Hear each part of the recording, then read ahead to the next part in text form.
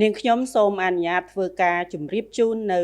ស្ថានភាពនៅតាមបន្ទាត់ព្រំដែនកម្ពុជាថៃអំពីករណីយោធាថៃបានបើកការបាញ់ប្រហារមកលើកងកម្លាំងកម្ពុជានៅថ្ងៃទី8ខែធ្នូឆ្នាំ2025នេះយោធាថៃបានបន្តបើកការបាញ់ប្រហារសារជាថ្មីមកលើកងកម្លាំងកម្ពុជា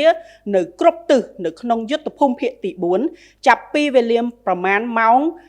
5:04 នាទីព្រឹកការបើកការបាញ់ប្រហារនេះធ្វើឡើងក្នុងតំបន់អានសេះនៅប្រាសាទតាបន់ធំនៅប្រាសាទព្រះវិហារនៅ5មករានៅចំការជែកនៅមុំ3នៅភ្នំខ្មោចនិងគោល8នៅប្រាសាទតាក្របីនិងប្រាសាទខ្នាក្រោយពីភាគីថៃបានបើកការបាញ់ប្រហារមកលើកងកម្លាំងកម្ពុជានៅវេលាម៉ោង 2:15 នាទីរសៀលកាលពីថ្ងៃទី7ខែធ្នូឆ្នាំ2025កាលពីម្សិលមិញនេះយោធាថៃបានបន្តធ្វើសកម្មភាពបង្កហេតុជាបន្តបន្ទាប់ដោយនៅវេលាម៉ោង 1នៅវេលាម៉ោង 4:00 នាទីព្រឹករថយន្តធុនធំចំនួន2គ្រឿងរបស់យោធាថៃបានដឹកកងកម្លាំងរបស់ខ្លួនពីភ្នំរ៉ើងចូលក្នុងតំបន់អានសេះ 2នៅវេលាម៉ោង 5:04 នាទីយោធាថៃបានបាញ់ចេញពីខាងលិចផ្សារអានសេះមកលើកងកម្លាំងកម្ពុជាដោយបាញ់កាំភ្លើងដៃចំនួន20ទៅ25គ្រាប់ 3នៅវេលាម៉ោង 5:19 នាទីយោធាថៃបានបាញ់ចេញពីខាងលិចផ្សារអានសេះមកលើកងកម្លាំងកម្ពុជាដោយបាញ់កាំភ្លើងដៃចំនួន38គ្រាប់ 4នៅវេលាម៉ោង 5:25 នាទីយោធាថៃបានបាញ់ចេញពីខាងលិចផ្សារអានសេះមកលើកងកម្លាំងកម្ពុជាដោយប្រើកាំភ្លើងដៃនិងកាំភ្លើងយន្តចំនួនប្រហែល120គ្រាប់ 5វេលាម៉ោង 5:40 នាទីយោធាថៃបានផ្អាកការបាញ់ប្រហារប៉ុន្តែកងកម្លាំងរបស់យើងនៅបន្តតាមដានការវិវត្តនៅតាមបណ្ដោយព្រំដែនដោយយកចិត្តទុកដាក់ខ្ពស់បំផុត 6នៅវេលាម៉ោង 6:13 នាទីយោធាថៃបានចាប់ផ្ដើមបាញ់ប្រហារម្ដងទៀតដោយប្រើប្រាស់កាំភ្លើង MT-60 ចំនួន3គ្រាប់ 7នៅវេលាម៉ោង 6:20 នាទីយោធាថៃបានបាញ់កាំភ្លើងត្បាល់ចំនួន4គ្រាប់និងកាំភ្លើងយន្តថ្មើរជើងចូលខ្សែត្រៀមកម្ពុជានៅតំបន់អានសេះ 8នៅវេលាម៉ោង 6:51 នាទីយោធាថៃបានចាប់ផ្ដើមបាញ់ប្រហារចូលតំបន់ប្រាសាទតាមន់ធំដោយប្រើប្រាស់រថក្រោះ 9នៅវេលាម៉ោង 7:40 នាទីយោធាថៃបានបន្តបាញ់ប្រហារគ្រប់គោលដៅមានមុំ3អានសេះភ្នំខ្មោចគោល8ប្រាសាទព្រះវិហារប្រាសាទតាមន់ធំប្រាសាទតាក្របីប្រាសាទខ្នាដោយប្រើប្រាស់កាំភ្លើងធំប្រភេទ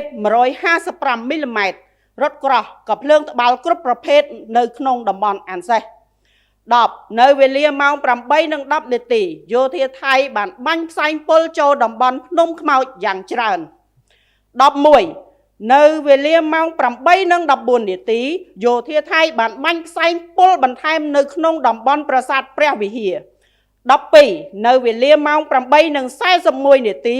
យោធាថៃបាននៅតែបន្តបាញ់យោធាថៃបានបាញ់ផ្លោងនិងបាញ់បុកយ៉ាងខ្លាំងនៅតំបន់ទីតាំងដំណាក់ស្ដេចចន្លោះថ្មដូននិងប្រាសាទតាមន់បច្ចុប្បន្ន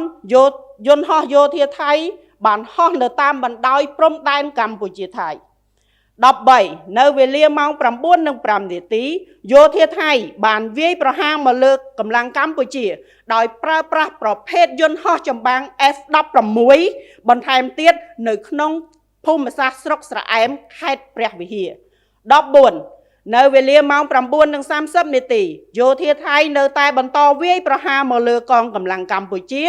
ជាបន្តទៀតនៅតំបន់ប្រាសាទខ្នាអូស្មាច់យោធាថៃបានប្រើប្រាស់ប្រភេទកាំភ្លើង 12/7 រួមទាំងរថក្រោះបាញ់បំបុកបន្ថែមទៀត 15នៅវេលាម៉ោង 10:00 នាទីយោធាថៃនៅតែបន្តវាយប្រហារមកលើកម្លាំងកម្ពុជាយ៉ាងខ្លាំងដោយប្រើប្រាស់កាំភ្លើងត្បាល់កាំភ្លើងធំរថក្រោះបាញ់បំបុកពិសេសនៅតំបន់អានសេះនិងប្រាសាទព្រះវិហារគិតត្រឹមនៅវេលាម៉ោង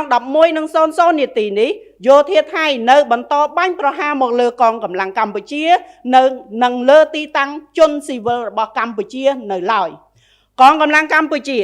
បាននឹងកំពុងបន្តតាមដានការវិវត្តស្ថានភាពតាមបណ្ដោយព្រំដែនកម្ពុជាថៃដោយយកចិត្តទុកដាក់និង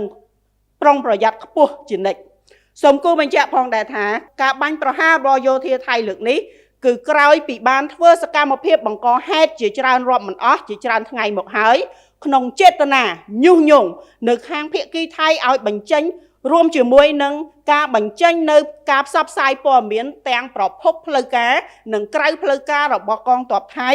ចោទប្រកាន់មូលបង្កាច់មកលើកម្ពុជាក្នុងចេតនាបំភាន់សាធារណមតិជាតិអន្តរជាតិនិងយកធ្វើជាលេសដើម្បីបង្កហេតុភាពតានតឹងផ្នែកយោធាជាមួយកម្ពុជា